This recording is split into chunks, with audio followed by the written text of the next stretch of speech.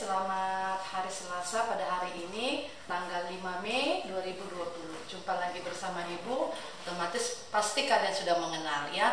Jadi libur kita sudah banyak, tapi intinya satu, yaitu tetap belajar di rumah and stay at home. Itu dia ya. Oke, materi kita hari ini sebenarnya hanya mereview ya bahasa Inggrisnya. Kalau bahasa Indonesianya berarti mengulang, karena sebenarnya sudah habisnya topik kita. Sebentar lagi kalian akan ujian semester atau ujian kenaikan kelas. Tapi supaya kalian ingat ya, mulai dari pertemuan kita pertama sampai pertemuan kita terakhir ini akan Ibu bahas dan Ibu rangkum. Itulah namanya review ya. Oke ya, berarti materi kita Psikomdik, yaitu simulasi komputer digital ya. Atau dulu sebelum Psikomdik, Sindikom gitu dia ya.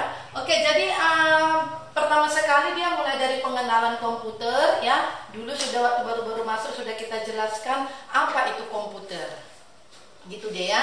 Jadi komputer itu apa sudah Ibu jelaskan. Lalu ada di situ nanti sejarah komputer. Kenapa komputer itu bisa muncul dan sampai sekarang komputer itu sudah meluas, dan saking canggihnya komputer itu sudah bisa kita kantongi ya dia.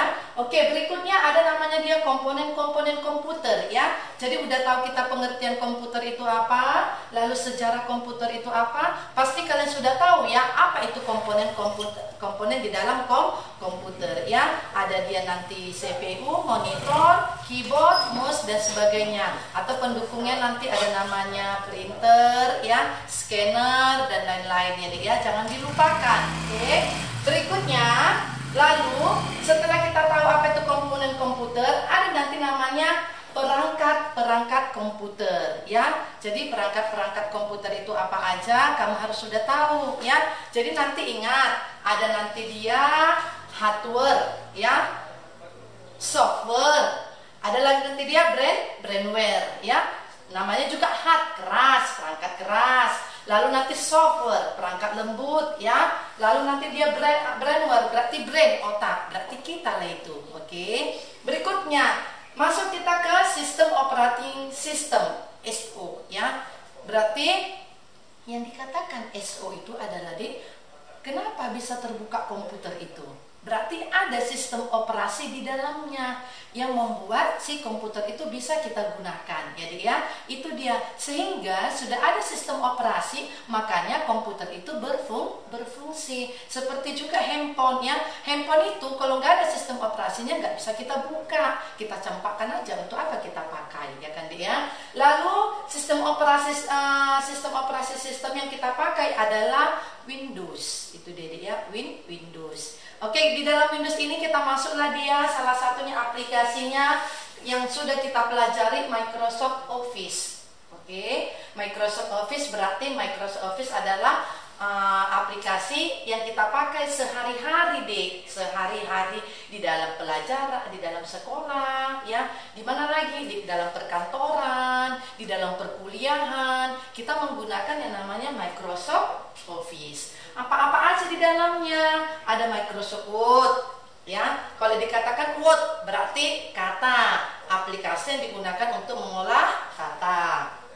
Berikutnya Microsoft Excel ya. Excel berarti angka, berarti aplikasi yang digunakan untuk mengolah angka. Itu dia. Lalu Microsoft PowerPoint. Berarti kalau dikatakan Microsoft PowerPoint, aplikasi untuk mengolah yang namanya presentasi. Baru Microsoft Access ya. Microsoft Access ini aplikasi yang digunakan untuk mengolah database ya, atau data-data yang banyak. Itu dia.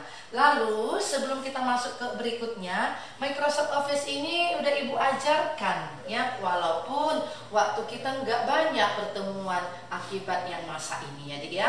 Oke. Word dia berarti kalau dikatakan Word huruf ya huruf di dalamnya lah itu dia A sampai dengan Z ya. A sampai dengan Z berarti untuk mengetik huruf saya suka sama situ, sebab situ suka senyum-senyum sama saya.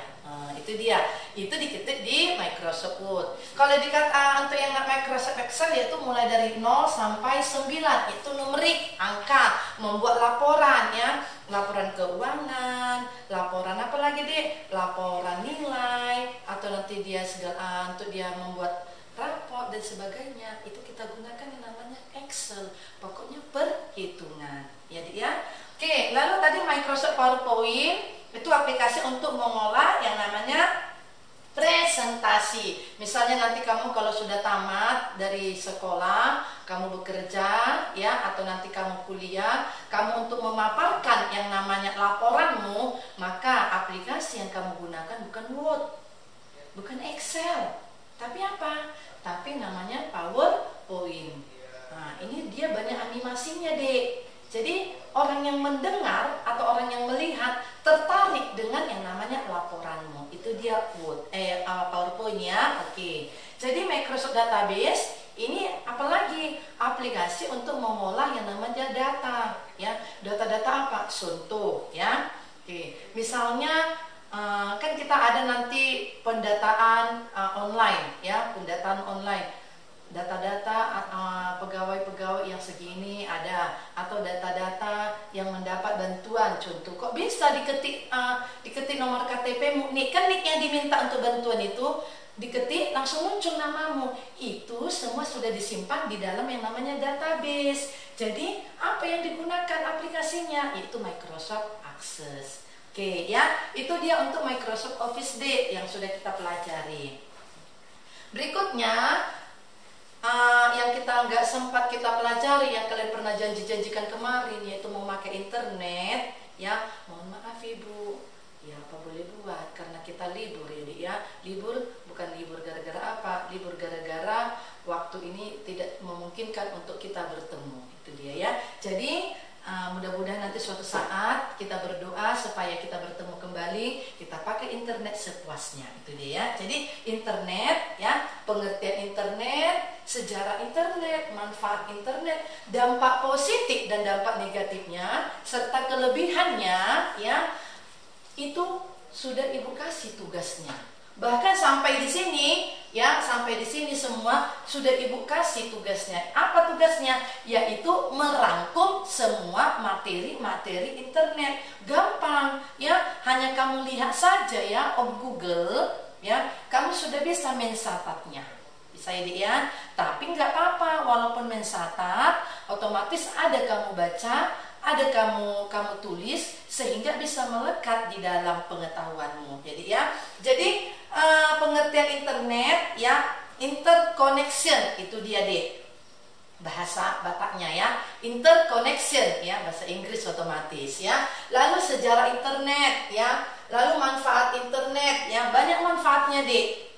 Buktinya sudah kamu rasakan HP Androidmu ya, sudah kamu rasakan HP Androidmu otomatis sudah ada di dalamnya internet.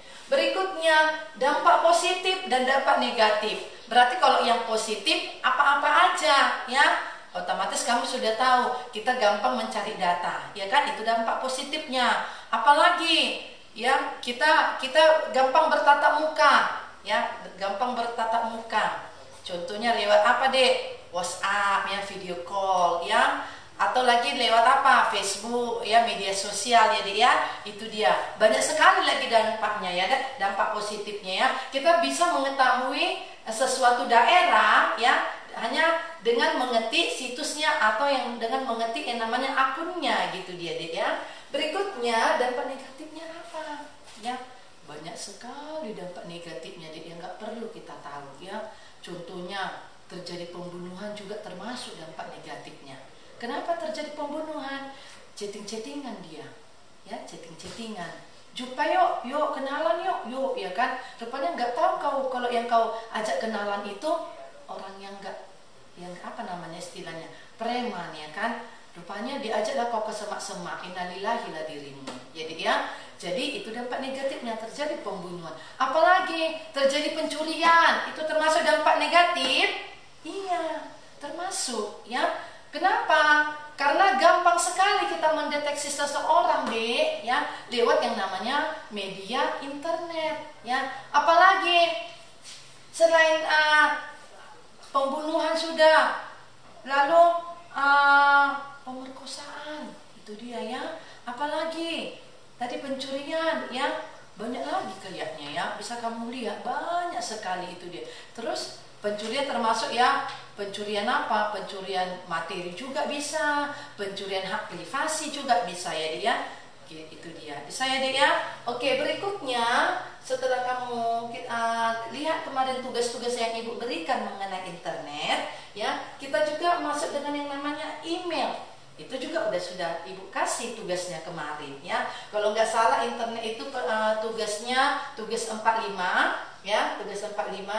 Lalu email itu kalau nggak salah tugas 34 ya untuk internet. Lalu email kalau nggak salah 56 ibu kasih tugasnya ya. Jadi email ya, apa itu email? Electronic mail. Berarti mail itu apa dek? Surat ya. Elektronik apa? Elektronik berarti listrik, itu dia. Berarti cara mengirim surat yang berhubungan dengan apa? Kembali lagi kemari, internet ya. Udah kamu catat kemarin, sudah kamu kasih tugasnya sama ibu ya. Jadi sudah ibu periksa apa itu pengertian email, apa itu tujuan dan manfaatnya, lalu cara membuat email. Kayaknya ini semua ya sudah kamu praktekkan langsung. Dari mana Bu?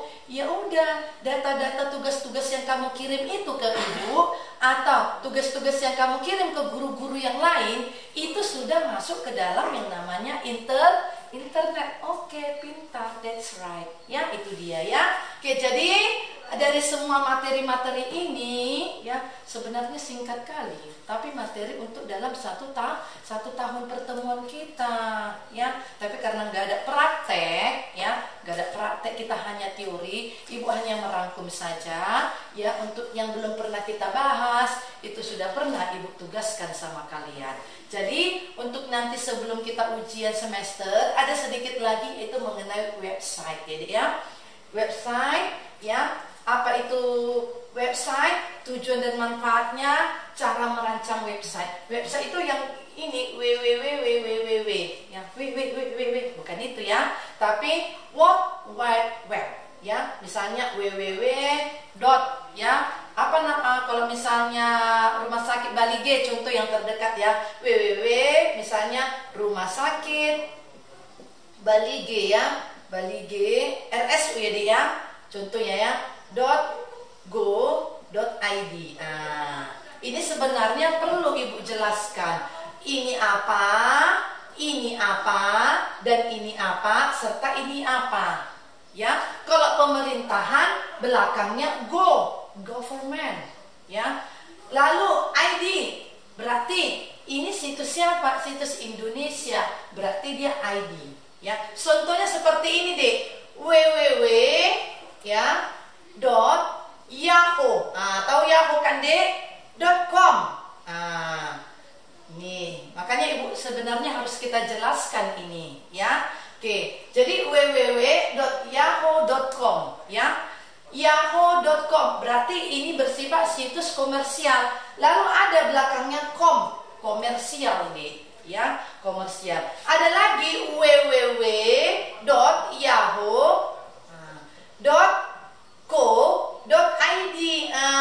Perhatikan ke depan.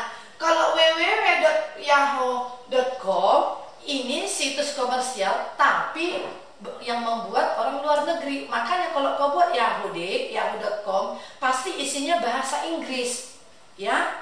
Tapi kalau kau buat yang ini deh, www.yahoo.co.id, ini artinya ya website komersial tapi sudah diversikan oleh Indonesia, makanya ID Indonesia itu dia. Jadi kalau kau buka nanti ini .com ini yahoo.com itu nanti untuk umum, untuk dunia. Tapi kalau kau buka yahoo.co.id ini untuk Indonesia. Makanya lihat dia ID belakangnya Indonesia. Kalau ini tadi ya www.rumahsakitbalige.go.id berarti ini punya Indonesia. Kalau ada nanti belakangnya ID itu artinya Indonesia. Bisa ya? Contoh kalau situs pendidikan, nanti situs pendidikan belakangnya AC ya, AC bukan co. Ya, tadi co itu komersial. AC artinya akademik. Contohnya situs pendidikan kita Arjuna ada ya, Stikes ya. www ya. Kita lihat ya.